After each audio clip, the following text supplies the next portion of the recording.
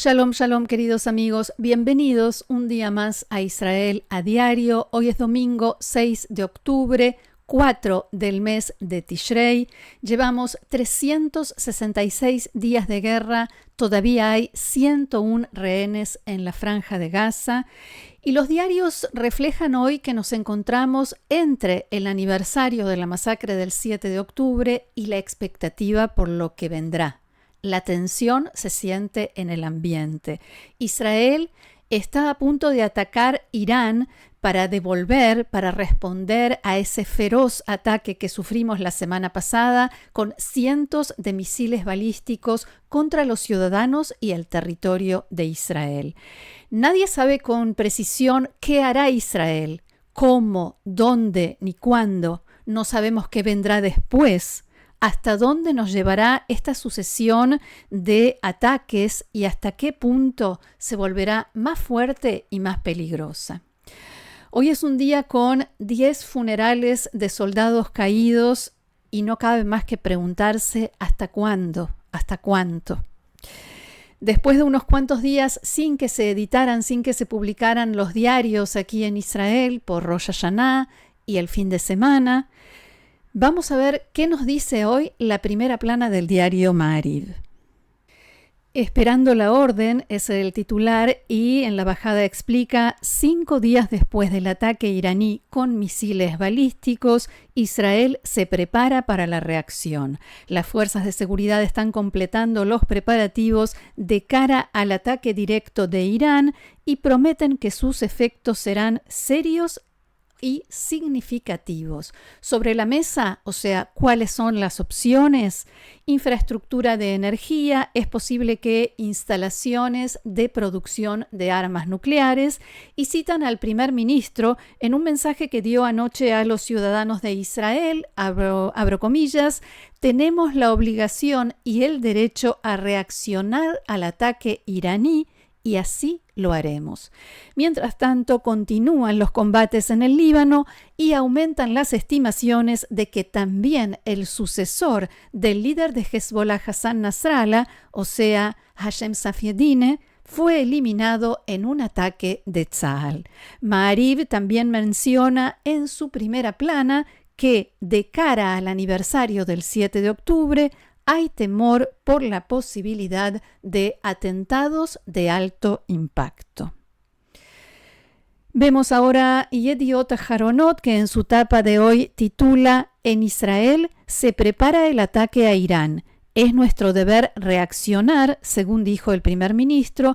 En este caso, Yediot agrega a lo que vimos hasta ahora que en el nivel político y en Tzahal comprenden que no hay alternativa. Se debe cobrar a Teherán un precio por el disparo de 200 misiles que en parte impactaron en 2 bases de la Fuerza Aérea Israelí. Esto se comentó mucho durante el fin de semana.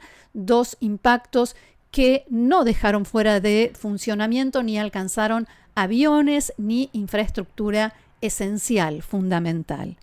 Ahora se llevan a cabo debates intensivos sobre los detalles y el momento cuando se realizará la contraofensiva israelí.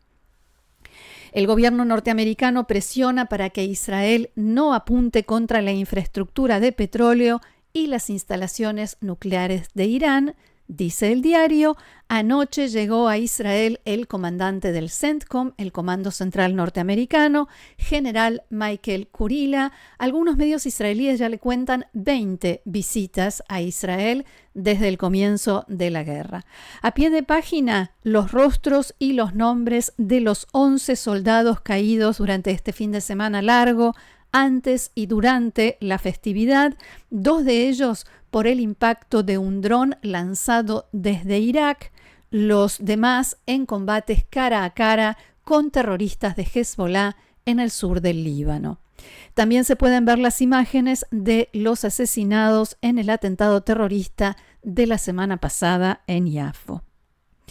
Nos vamos a la etapa de Israel Hayom, que la dedica a los combates en el Líbano precisamente, y titula: sin concesiones, sin pausa. Y dice que este Rosh Hashanah se caracterizó por los intensos combates que está librando el ejército de Israel. También hubo unos 800 cohetes y decenas de drones que fueron lanzados desde el Líbano hacia Israel y continúan hoy. Y todo parece indicar que el sucesor de Nasrallah, Safi ad-Din, también fue eliminado por Israel, dice el diario.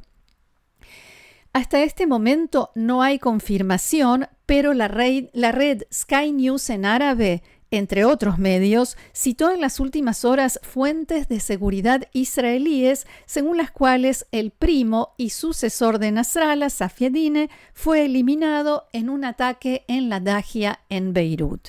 Según la agencia Reuters, desde ese ataque, Safi ad-Din ha estado incomunicado y la agencia también cita fuentes según las cuales la sucesión de ataques de Tzal, del ejército israelí, en la zona impide acercarse al lugar y por eso, al parecer, todavía no hay una confirmación definitiva de qué pasó, qué suerte corrió este designado líder de Hezbollah. De acuerdo con el New York Times, el ataque estuvo dirigido a un búnker donde había en ese momento una reunión del liderazgo, o lo que queda del liderazgo, de Hezbollah. Según ese informe, junto con Safi ad-Din se encontraba en ese búnker el jefe de inteligencia de la organización terrorista Hezbollah. El lugar era muy profundo, en algunos medios hablaban este fin de semana del piso -8, y el ataque masivo de las fuerzas de defensa de Israel vino después de que el portavoz en árabe, Abihai Edrei, le avisara a los habitantes de la zona que tenían que evacuar el lugar. Y hay otro misterio, al menos hasta este momento. Hay una ola de rumores, especialmente en las redes sociales, sobre el destino, la situación del comandante de la Fuerza Quds de la Guardia Revolucionaria de Irán, Ismail Qaani. La semana pasada, los medios árabes informaron que Qaani participó en un homenaje a Nasrallah en las oficinas de Hezbollah en Teherán 2 días después de su eliminación. Se vieron fotos y videos de ese homenaje y se lo vio a Qaani. Esas oficinas las dirigía hasta ahora Hashem Safi ad-Din. Los medios en Arabia Saudita dicen que desde entonces el jefe de la Fuerza Quds de la Guardia Revolucionaria está desaparecido. Nadie lo ha visto. Algunos de los rumores dicen que también murió en el ataque masivo en la Dahia de este fin de semana, en el que supuestamente fue eliminado Safi ad-Din.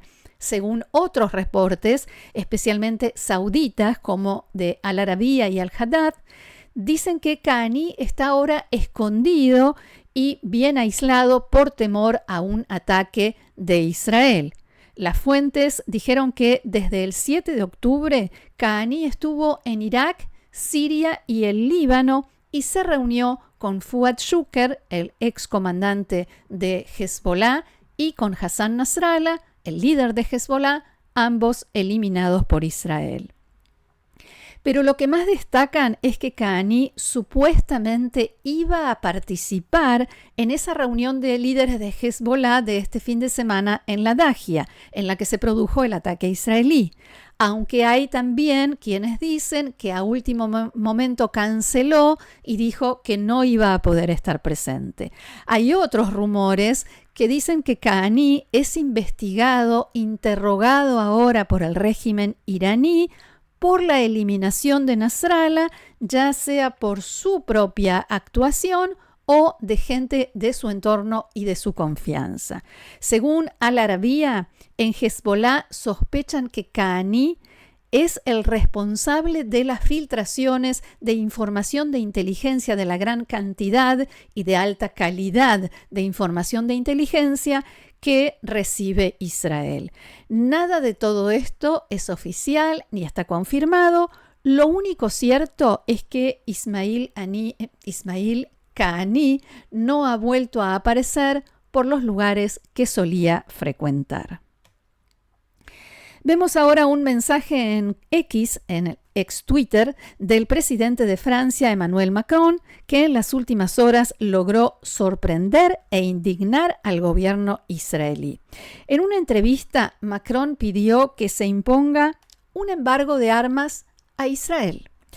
La prioridad es volver a la solución diplomática y dejar de exportar armas que sirven en los combates en Gaza, dijo Macron.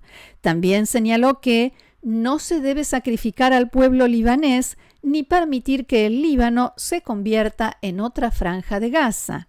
Después, en otro discurso, dijo: «Estamos junto a Israel y lo hemos demostrado cuando respondimos en forma positiva al pedido del primer ministro Netanyahu de participar en la defensa de Israel ante los misiles de Irán».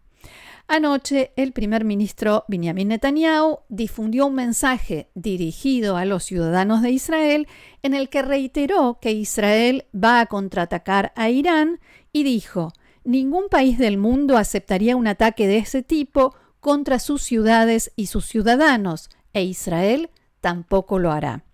A continuación, le dedicó un mensaje especial a Macron a modo de respuesta. Veámoslo. I have a message. I have a message for President Macron. Today, Israel is defending itself on 7 fronts against the enemies of civilization. We're fighting in Gaza against Hamas, those savages who murdered, raped, beheaded, and burned our people on October 7th. We're fighting in Lebanon against Hezbollah, the most heavily armed terror organization in the world, which was planning an even greater massacre than October 7th on our northern border, and that has rocketed Israeli towns and cities for nearly a year. We're fighting against the Houthis in Yemen and the Shiite militias in Iraq and Syria that together have launched hundreds of drones and missile attacks against Israel. We're fighting against terrorists in Judea and Samaria who are trying to murder civilians in the heart of our cities. And we're fighting against Iran, which last week fired over 200 ballistic missiles directly at Israel, and which stands behind the 7-front war against Israel. As Israel fights the forces of barbarism led by Iran, all civilized countries should be standing firmly by Israel's side. Yet President Macron and some other Western leaders are now calling for an arms embargo against Israel. Shame on them. Is Iran imposing an arms embargo on Hezbollah, on the Houthis, on Hamas, and on its other proxies? Of course not. The axis of terror stands together. But countries who supposedly oppose this terror axis call for an arms embargo on Israel. What a disgrace. Well, let me tell you this. Israel will win with or without their support. But their shame will continue long after the war is won. For in defending ourselves against this barbarism, Israel is defending civilizations against those who seek to impose a dark age of fanaticism on all of us.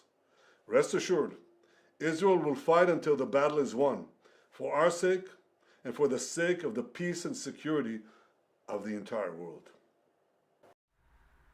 Y en la mañana de hoy, un canal de la televisión francesa ya decía que Macron perdió al menos 2 puntos en el porcentaje de popularidad en las encuestas que se hicieron en las últimas horas. Fuentes del gobierno francés hablaron con Galei Tzahal, la radio del ejército de Israel, y criticaron a Netanyahu, asegurando que las declaraciones del primer ministro contra Macron son exageradas y desconectadas de la realidad. Vuelvo a los diarios y esta vez a la tapa de Haaretz de hoy, que nos cuenta que Tzahal, el ejército de Israel, se prepara para un ataque significativo contra Irán. En todos los medios se debatió en las últimas horas qué debe hacer Israel después de este ataque con 200 misiles balísticos. Hay quienes dicen 191, otros 200. En síntesis, ¿qué debe hacer Israel? qué debe atacar, si debe prestar atención o hasta qué punto debe tener en cuenta las advertencias del presidente norteamericano Joe Biden, que dice que apoya a Israel, pero quiere impedir un ataque a las instalaciones petroleras y nucleares de Irán, principalmente porque estamos, como todos sabemos, a menos de un mes de las elecciones en Estados Unidos, y a esta altura, por si a alguien le quedaba alguna duda, está clarísimo que la guerra en Israel, la guerra de Israel, es un factor de peso en las elecciones norteamericanas y lo será mucho más, por ejemplo, si se dispara el precio del petróleo y las condiciones económicas de la población en Estados Unidos empeoran. En Estados Unidos también insisten en que quieren evitar una guerra regional. Y a eso podríamos responder con una pregunta. Si no se enteraron que ya hay una guerra regional. Hablamos todo el tiempo de la guerra en múltiples frentes. Pero la cuestión es que los norteamericanos, cuando hablan de la guerra regional, se refieren a una guerra en la cual Irán y sus proxies, o sea, estas milicias armadas, intenten atentar, como ya están amenazando, contra los otros aliados de Estados Unidos en Medio Oriente. En primer lugar, Arabia Saudita y sus instalaciones petroleras, Emiratos Árabes Unidos y Jordania. Además, todavía hay unos 3.000 soldados norteamericanos en Irak que podrían ser con muchísima facilidad blanco de ataques. Decía que en Israel se debate qué y cómo responder a la ofensiva iraní de la semana pasada. Y en este punto quiero referirme a un artículo que publicó este fin de semana el veterano periodista y experto en materia militar Ron Ben-Ishai en el sitio web del diario Yediot Aharonot.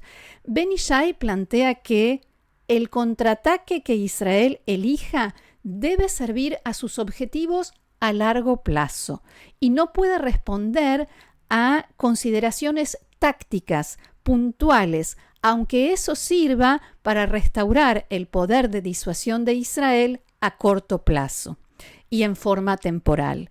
¿Y cuál sería ese objetivo? Derrocar al régimen fanático chiita de los ayatolás en Irán. Ese sería el objetivo a largo plazo al cual, según Ron Ben-Ishai, tiene que responder el ataque o apuntar el ataque de Israel. Israel no puede hacerlo de forma directa.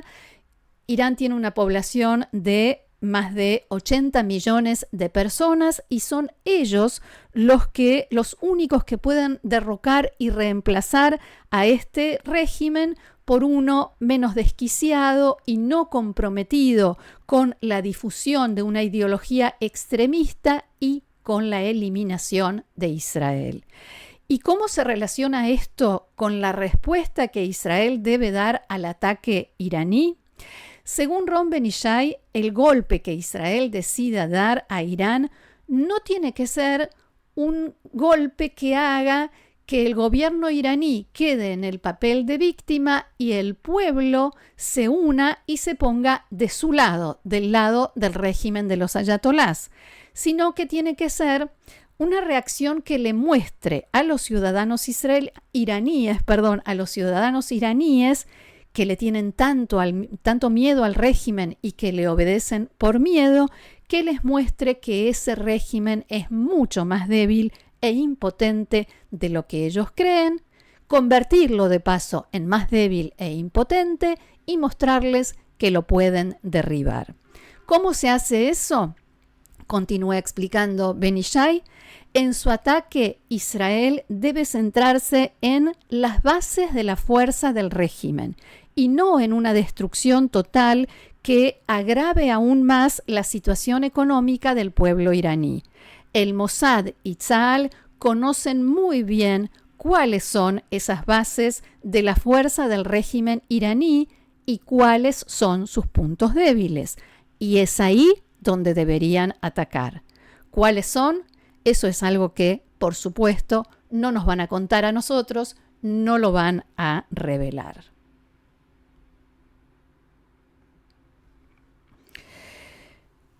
Mientras tanto, sigue, como decíamos, el lanzamiento de misiles y drones desde el Líbano, cada vez más hacia el centro de Israel, o sea, menos hacia el norte, y lo que veíamos es una fotografía publicada por el portavoz de Tzal de las tropas dentro de la Franja de Gaza, porque las fuerzas de defensa de Israel iniciaron en las últimas horas una nueva operación en Jebalia contra los intentos de Hamás de reorganizarse y reestablecerse en el norte de la Franja de Gaza.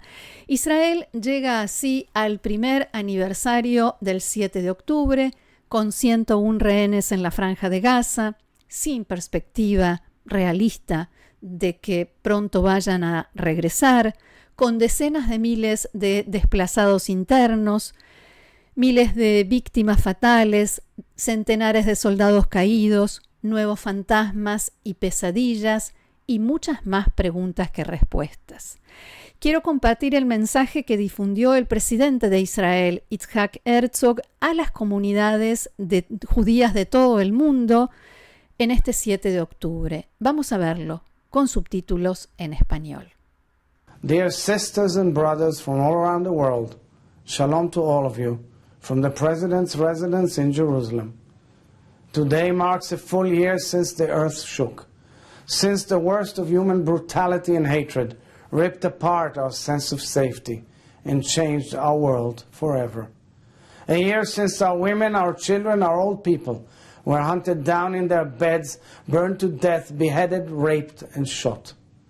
A year since the gathering of our beautiful young people turned into a scene of carnage, torture and death. A year since hundreds of our people were brutally dragged into captivity, dead and alive. And we must be honest, here, now, when the passage of time should be able to offer comfort and some sense of closure, the earth shakes still. Our wounds still cannot fully heal because they are ongoing, because hostages are still being tortured, executed, and dying in captivity, because they and their families are still living in the loss and the terror of October 7th, right at these very moments, because tens of thousands of families still cannot return home. In many senses, we're all still living the aftermath of October 7th. It is everywhere in our country. It is also in the anti-Semitism that came charging forward throughout the world in the wake of the war with Hamas. It is in the ongoing threat to the Jewish state by Iran and its terror proxies, who are blinded by hatred and bent on the destruction of our one and only Jewish nation state. It is in the tangible fear, uncertainty, and anxiety about the future. All of these are here with us still. But friends, the divider we can create in time so as to remember still carries so much meaning. This time, 1 year later, is an invitation to come close to the pain and the grief, to look at it with open eyes and open hearts, remembering what we have lost, which reminds us also who we are. We are a people with the power to keep standing up again and again against hatred, to get back on our feet from the ashes of tragedy, to fight and to survive, to heal and to rebuild. And in truth, this year of so much heartbreak and devastation, which has plagued Jew, Muslim, Christian, Druze in my nation, and Jews all over the world and other friends, this year has compelled us to return to the core truths of our peoplehood. It has compelled us to reconnect with one another and to recommit ourselves to the path of self-reflection, collective responsibility, and social justice that are the spiritual legacy of our people. And we really have been there for one another this year in beautiful expressions of love and solidarity.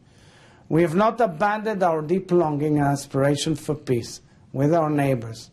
And we hold on to this intention still, even as we insist that we as Jews deserve to feel safe and to be safe, regardless of where on earth we may live. So, my friends, we will emerge from this difficult time and we will overcome the hatred and we will rebuild. With the vital spirit that has defined us, we will come together to recover again and again and we will rebuild. inspired by the courage of bravery and the beauty of everyone we lost, we will not stop believing that a better world is possible. I would like to end my words with a prayer and hope in this spirit, that we find strength and receive the blessing of peace. Adonai oz la'amo yiten, Adonai yevarech et amo bashalom. Nos quedamos entonces con este mensaje, con esta reflexión del presidente de Israel. Y hasta aquí nuestro encuentro de hoy. Muchísimas gracias por haber estado una vez más con nosotros. Los invito, como siempre, a seguirnos en el canal, a suscribirse, a compartirlo y a seguirlo cada día. Los espero mañana aquí en Israel a Diario. Que tengamos buenas noticias. Shalom.